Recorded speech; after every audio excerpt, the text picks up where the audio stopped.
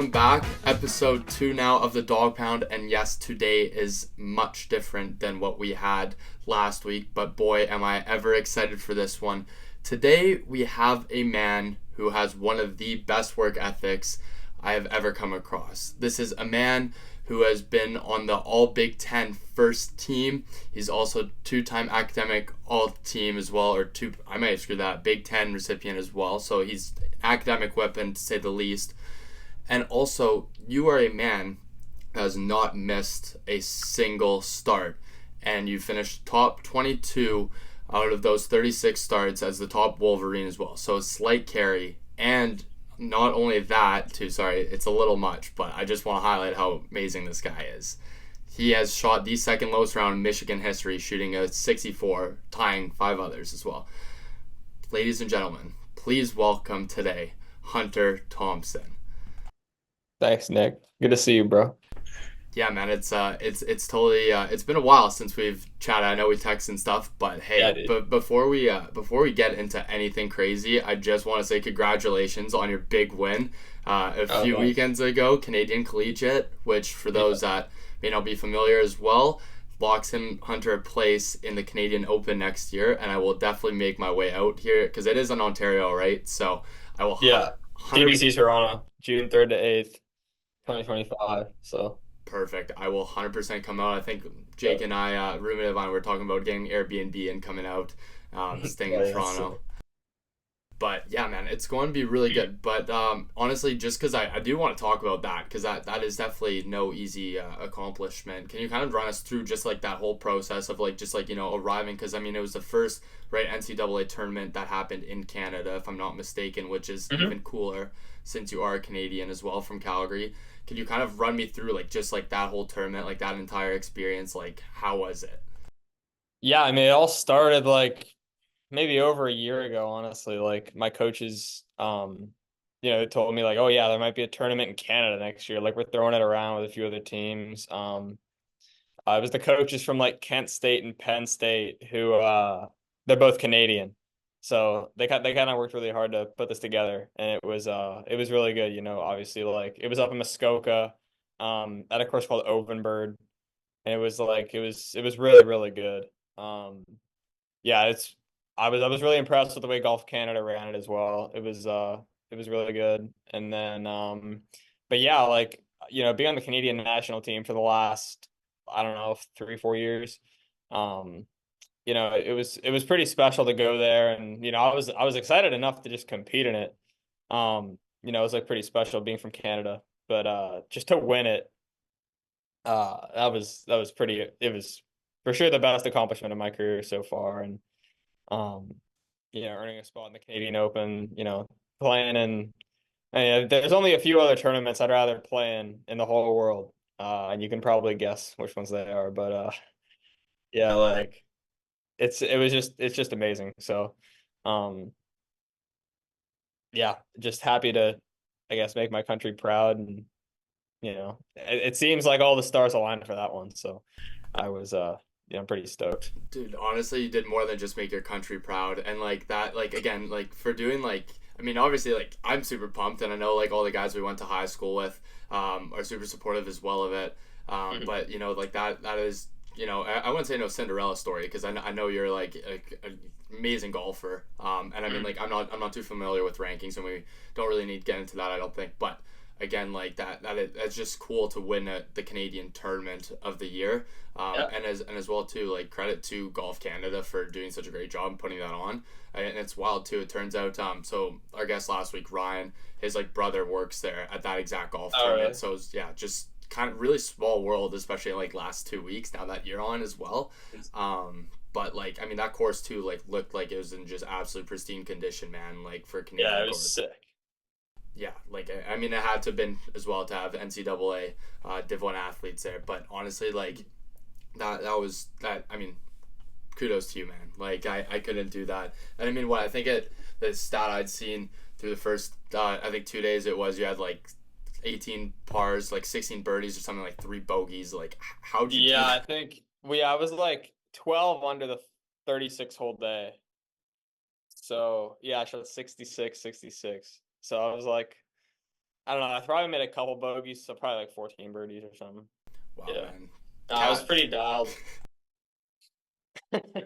Pretty casual, hey? Just shoot Yeah. 66. Yeah, no big deal. I mean, I do it on a day-to-day basis, right? Like, oh God. Man, I don't know. I'm like still baffled by it. But I anyway. actually did it twice a day that day. But, Oh, okay. My apologies. Okay. Well, yeah, let's just keep rubbing it. But okay, let's go. I want to do like a big like little flashback because obviously you getting to Michigan doesn't just happen overnight. Like it is, it's yeah. just like it's a huge process, especially being Canadian. But I know like throughout, I guess like I think I probably met you in my when I was grade 9, so you're in grade 10, or at least in grade 10 was Mm. probably when we first Yeah. met. But you were always on the course, like and just like how were you like for me I always struggled balancing sports, that's why I ended up quitting hockey and moving into some other sports as well and stuff like that. But how did you balance having make sure your grades were like beyond par probably to get into Michigan for example. How did you manage like your competition and all your training?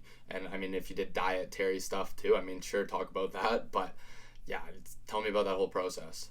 Yeah, I mean, just like I was always like a pretty solid junior golfer. Um, and like I mean, like you mentioned, like I mean, you got to have the work ethic to do it. But balancing like golf and school, I mean, I've never honestly really seen it as a huge issue. I love golf so much, so I just like I don't like dread that part of it at least. Because I know there's for sure kids out there that like, they only play golf because like their parents tell them to or like whatever. But I honestly just do it because I love it. So that kind of just helps my whole like perspective on everything. And it just makes it way easier to balance because, I just kind of do what I do during the day. Like in turn, I go to class. I mean, that's one big thing. Like I always make sure to go to class, like because that's you can gather the most information there. Then you don't need to do as much work like outside everything else. So, um, but yeah, then just like for homework, I guess just grind it, like just get it done, really. As long as you, I mean, it's also like consistency as well. So, I mean, in high school, went, I always go to like Arizona. I did like 3 years. Like I go like first semester at school and then second semester, like go down to Arizona. Um, just do online school, which was fine. I mean, it kind of sucked not seeing all the boys, you know what I mean? But, I mean, it was fine.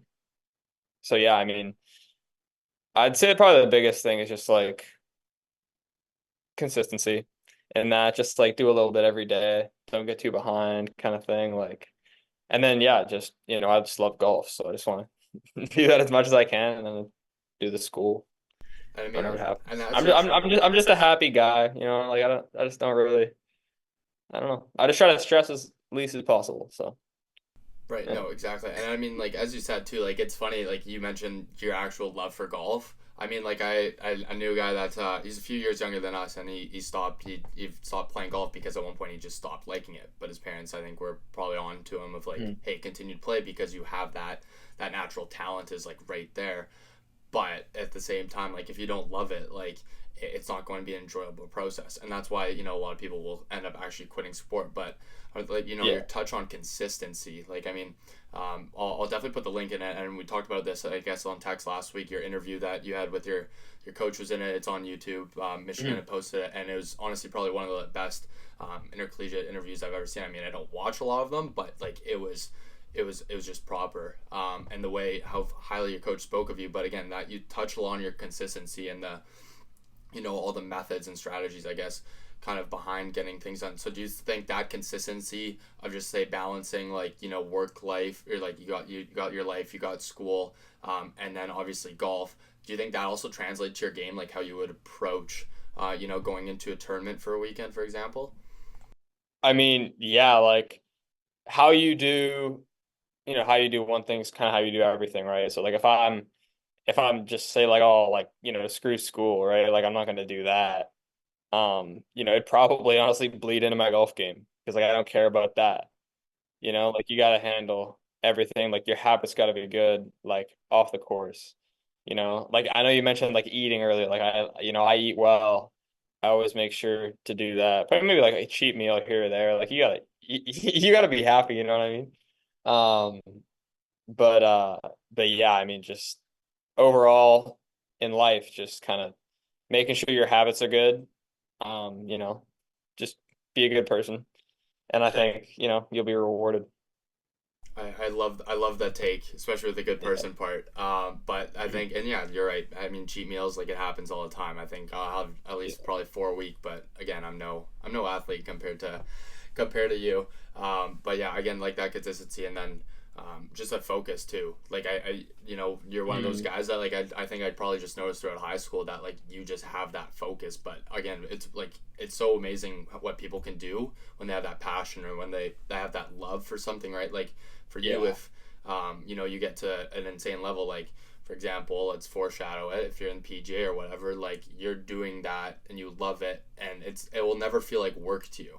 I mean, like, for me, like, my past summer job never felt like work because I loved it so much. Yeah. But I've also felt what having a job is that sucks is like, and you're kind of like, oh, I like, today's just like, I don't want to be here. But for you to, like, want to be at the driving range every day, for example, or like hitting on the simulator, or like going hit however many putts in a day too, like, that's a different level of dedication. And it's funny too, because, like, I know quite a few athletes here at Brock that are like, they're kind of so on the fence of like, oh, I love my sport and I'll do anything to, like, get to the next level. And then there's others like, yeah, I'm kind of just doing it like for shits. Like, I have the Yeah. talent. A lot of kids like, I mean, it just goes back to like it's so easy for me to enjoy it because I love it so much, Like, and it's so easy for me to have that level of focus too, just because, I love it so much. Like, if there's like a kid in a class and you're teaching him something that he does not want to learn, doesn't care about, he's probably not going to be focused on it, right? But yeah, I mean, like if you love something, it's for sure easy to focus on. And And I've I've noticed noticed it. it at Michigan a lot too, like um not to like pick on anybody, but I mean, there's for sure a lot of kids here that, um, they just kind of came here, you know, they play the sport in high school. I'm not saying they didn't love their sport in high school, but they come here and then they got the scholarship, and then, you know, they're doing school, but they just have to do the athletic part to keep their scholarship. You know what I mean? It's just like something they got to go do, and then they get the degree, and then they go get a job. And it's Like, like that's just not for me. Like I'm not like criticizing that, but I mean like a lot of kids do that.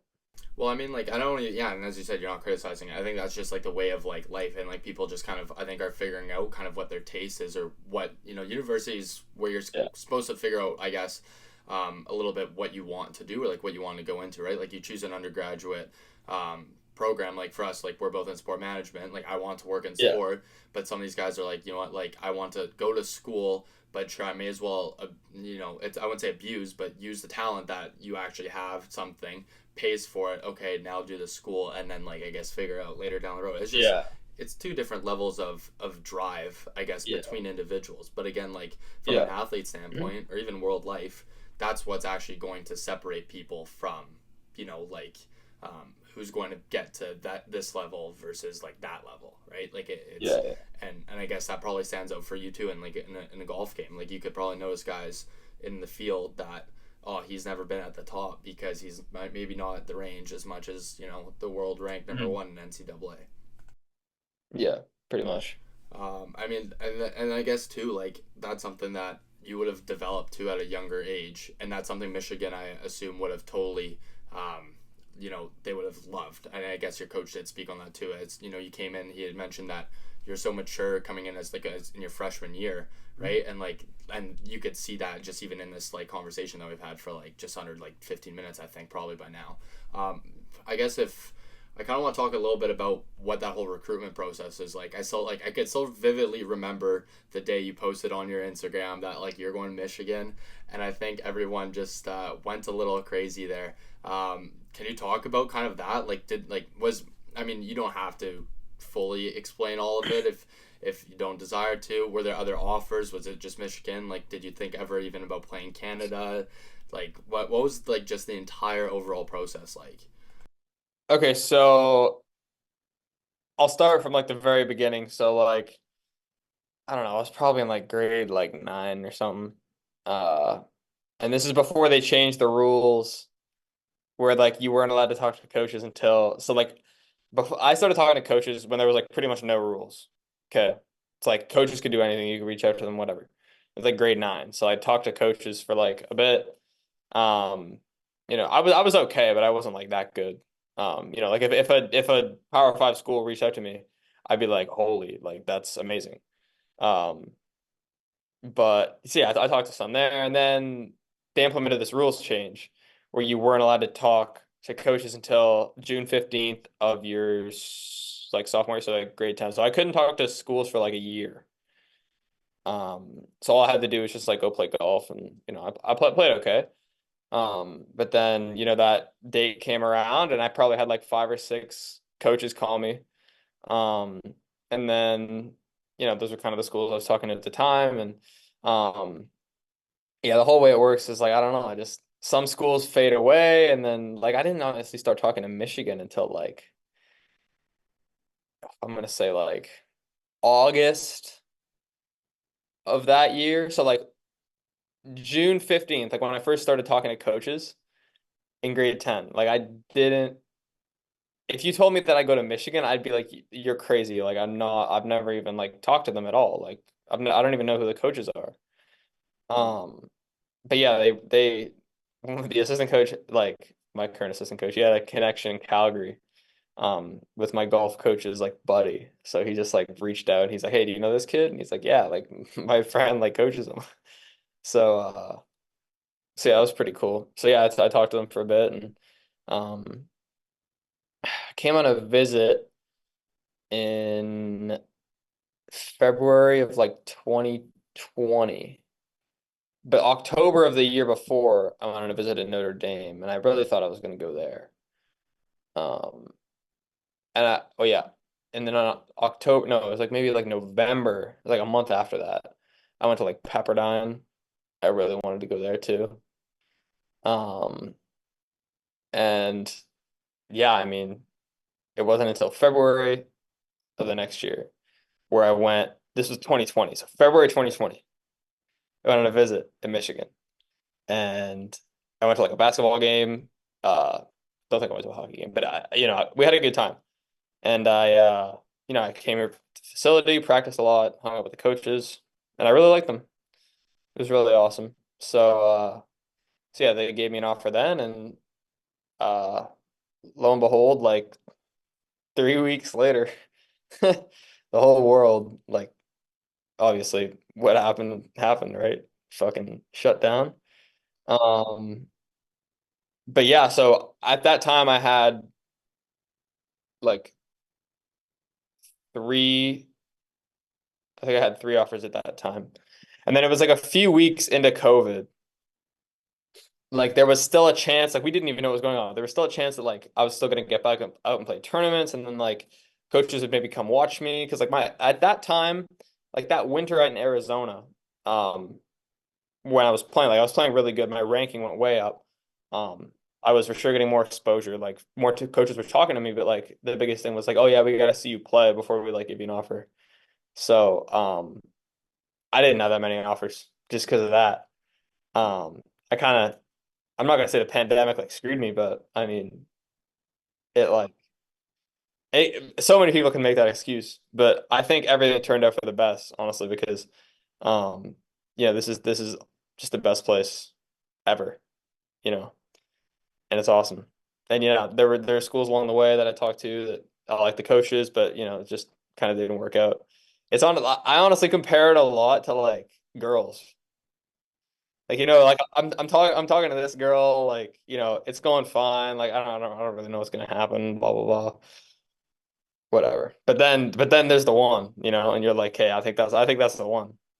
That was an analogy that I don't think I was going to hear today, but that was really well I put. I honestly think it's pretty accurate. Not gonna lie.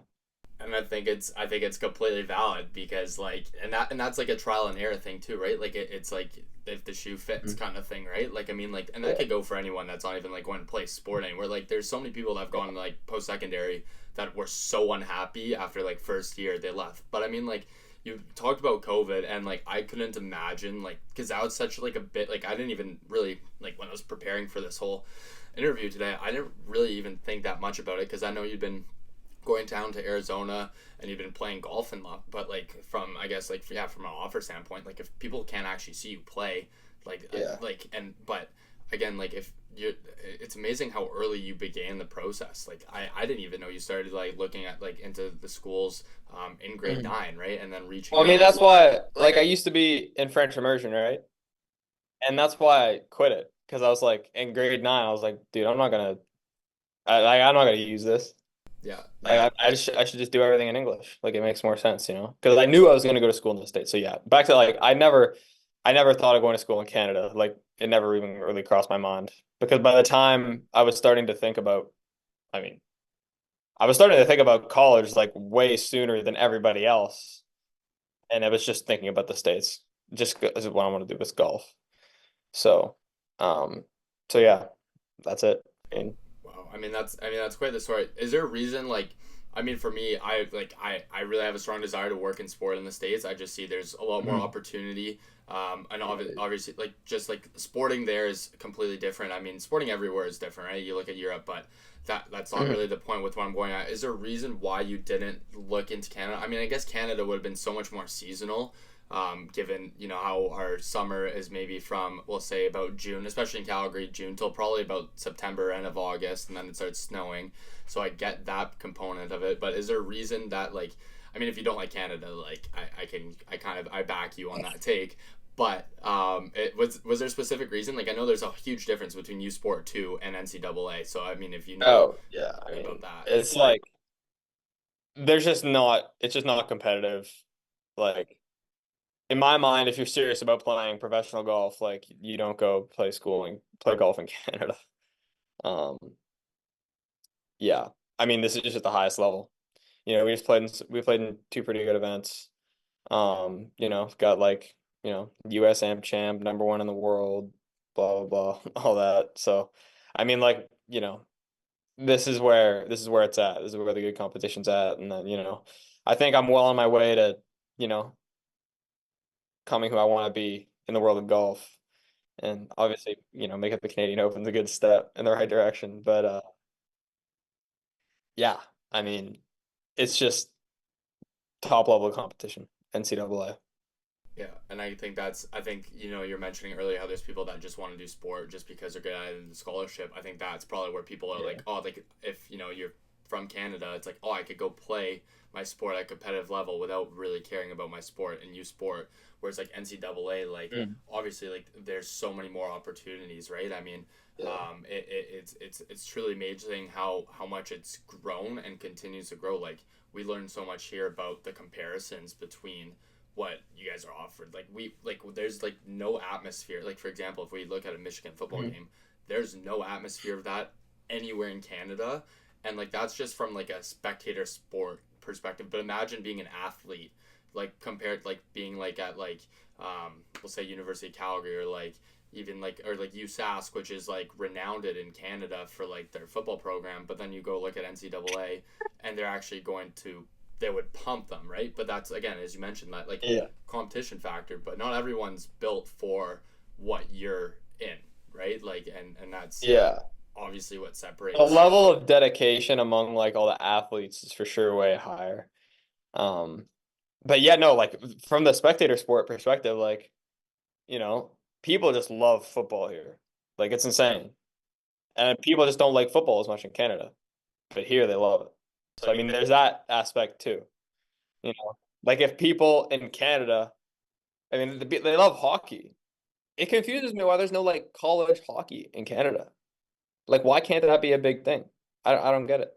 Yeah, just everyone goes like they see Minnesota, or I know like Yeah, exactly. even like Michigan had a pretty good hockey program, my understanding, and like Oh I yeah. know there's Boston College. It's just like that's a thing Mhm. though. Every most of the guys in the NHL, for example, would be Canadian. They're from probably most likely Ontario or Nova Scotia, Yeah. anywhere out east, and then they go, okay, if I'm going to go play at like a post secondary level, it will not be Yeah. in Canada. Like Mhm. or if anything, you're going to go overseas, like.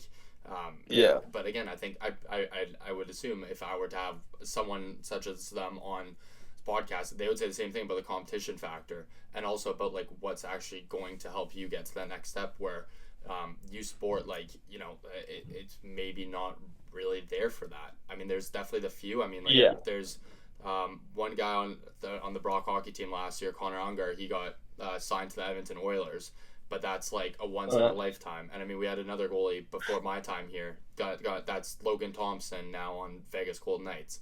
But again, like that's two. But I don't know enough about a program to say, oh my god, like it's the best. But again, Yeah. that's something that like no one really talks about, right? But it's like, oh, if you go to Boston College, you're a goalie there, yeah, you're probably like going somewhere with it. Just Yeah, because like like most most of of the the kids that play hockey here get drafted. and that's Like literally. and that So could be the association too between like knowing yeah. what that program is, right? Just and again, that's the opportunity that just that's just there right away as soon as you put ink to the paper on like signing your like Yeah. contract to go there. It's like, okay, now Mhm. I'm exposed to so much more.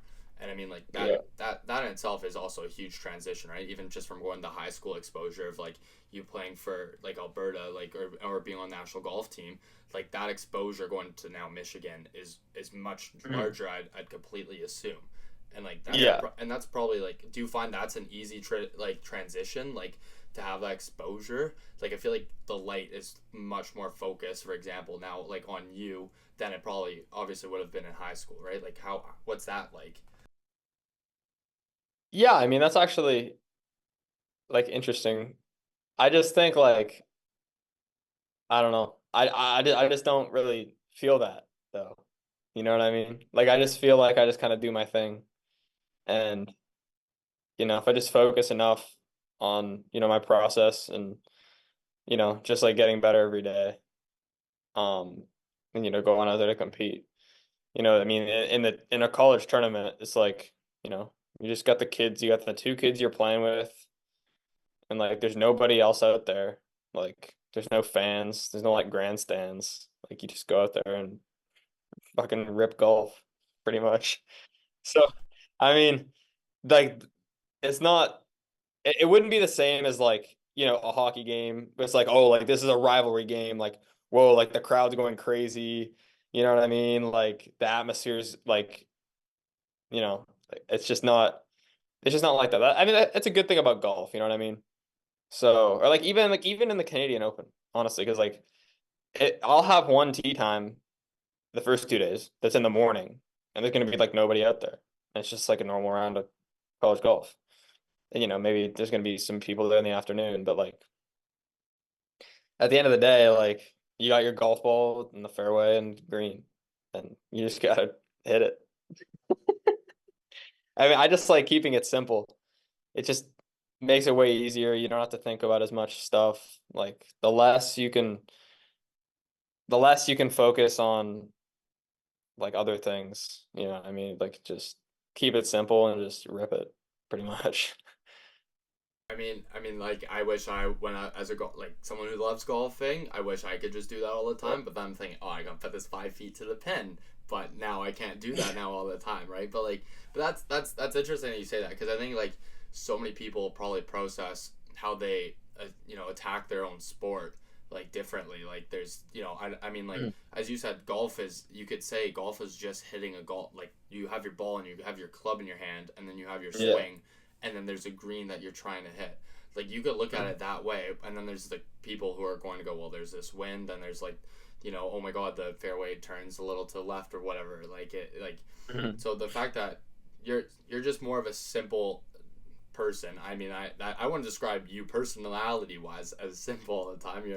You're very Yeah. outgoing, that's for sure. But that's interesting how your game is actually like, I wouldn't, composed isn't the right word, but it's just like you're like so collected. Is that just like a mental um is that just like you mentally, like how you like processing things? Like for you, like if you had a really good round, and then versus a round that you weren't, so say, as proud of, like is that, would that be a mental thing where it came to the point you're thinking more than you should have been? Like would you say that's it, Like or right now, like I found that golf is like close to 100% mental.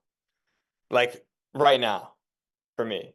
Like there was a time maybe like 2, 3 years ago where it wasn't, because like my physical game just wasn't there. But my physical game right now is for sure good enough to probably win on the PGA Tour. So I think like, mentally, if I'm sharp, like I mean, when I won last week, I was pretty mentally sharp.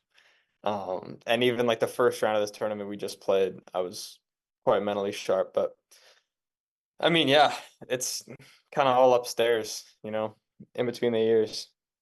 Um, yeah, it's just learning like, with a good round, usually I manage myself very well, hit a few good shots, make a few good putts, but like if I have a small mistake, because there's always going to be a small mistake.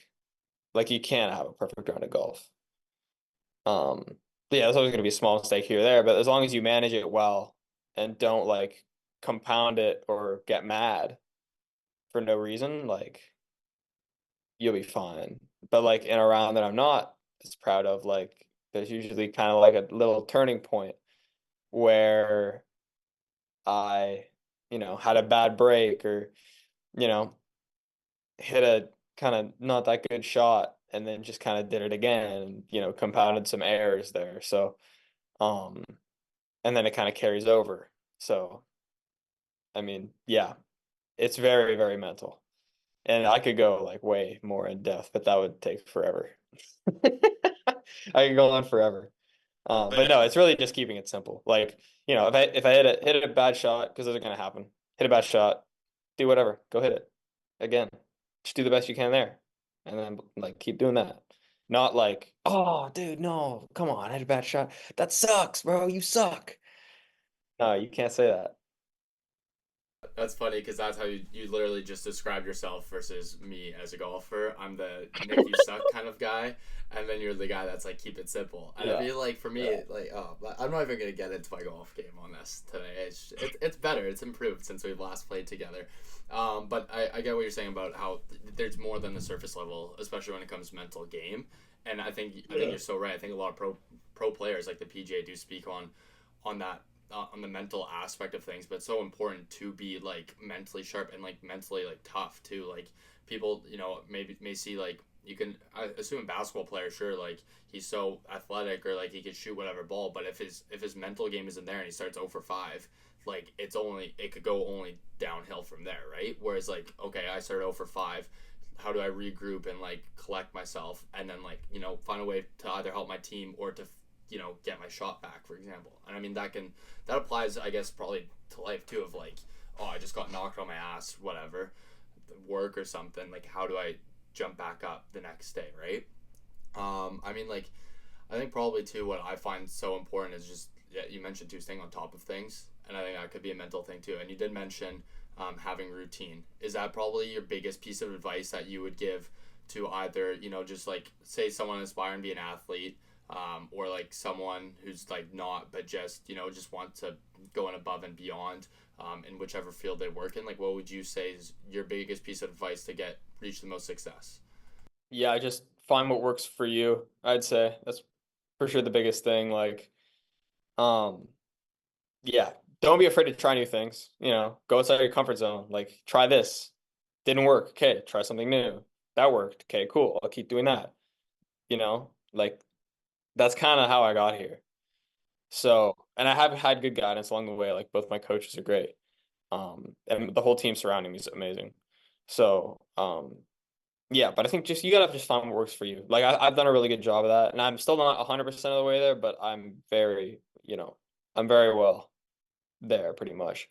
So So yeah, I mean that's it's huge, and having a routine that you can trust too. Like every time I play a tournament, like I wake up, I do this, I do this, I do this, I do this, and then I do that and that, and it's the same every single time, and then I go play. So it's like I'm pretty much just like on autopilot the whole time because like my routine, like I'm tricking my brain into just like being used to that, and then I'm fine. It just helps a lot. So yeah, now routines are key. It's like so important in life. I mean, I love that. I love the autopilot analogy too, and like that control over your brain, right? Because like I think when you're in habit of something, that's actually your brain now like starting to realize, okay, like this is what I'm doing, right? Like if you're someone in the habit of eating McDonald's 5 days a week, you actually like your brain is used to that, and you're going to continue to do that until you like. I'm not saying you do that. I mean, you said you Yeah. like to treat yourself to a cheat meal, but again, like Yeah. that's a completely almost irrelevant analogy towards sport. But again, I think that's so important. But being on autopilot mode too keeps you like in that locked in stage of like getting from A to Z, getting you to the next level. Which is for you at this rate, Mister gonna be in the Canadian Open. He's gonna be in the PGA soon. So yeah, it's gonna be cool to watch, man. I'm super pumped. I'm pumped. Yeah, thanks, bro. It's Yeah, I'm pumped too, dude. Crazy. Dream come true. yeah. Still kind of setting in. I can believe it though. I believe it. And I think that's the right mentality probably for you to have, right? Like I mean, like Mhm. like that's so well deserved. And now you're gonna go out and kill it, right? And even if I believe that you're gonna probably have the best round of your life, but you're also going to work your butt off to get that, and that's not something that was ever handed to you. So like beyond man, congratulations. I know here we are running out of time, so I'm going to cut it at this point in time, and I do really appreciate you for being on here today. I know you're training Yeah, and dude. working your butt off. You've been golfing every weekend and traveling like no tomorrow. And I still, even though you just said keep it simple, I actually don't know how you still do it. It's mind boggling to me. Yeah, I mean, I'm just gonna go home, cook some food, chill on my couch, do some school, go to sleep, wake up, go to class, practice. Easy. Exactly, and as he said, don't skip class. That's one Yeah, takeaway. that's actually facts. Don't skip class. Like That's another habit. You need that. yeah, and I mean, like, I've never really skipped a class, and like, but I know people that Good. have, and then they've Yeah. done so Bleeds poorly. through. Exactly. But Yeah.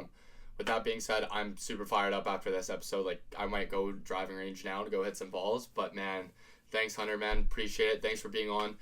Make sure you guys check out Michigan's golf too. I'll also put that link in the bio for Hunter's interview because like top five that interview actually fired me up than probably filming this today to be honest. But again, like it was awesome. But thanks, Hunter. Really appreciate it, my man. Always good to Thanks, catch dude. up. Best of luck with the rest of the season. Much love to Yeah. you. Yeah. All right. Love you, bro. All right. See See ya. you, man.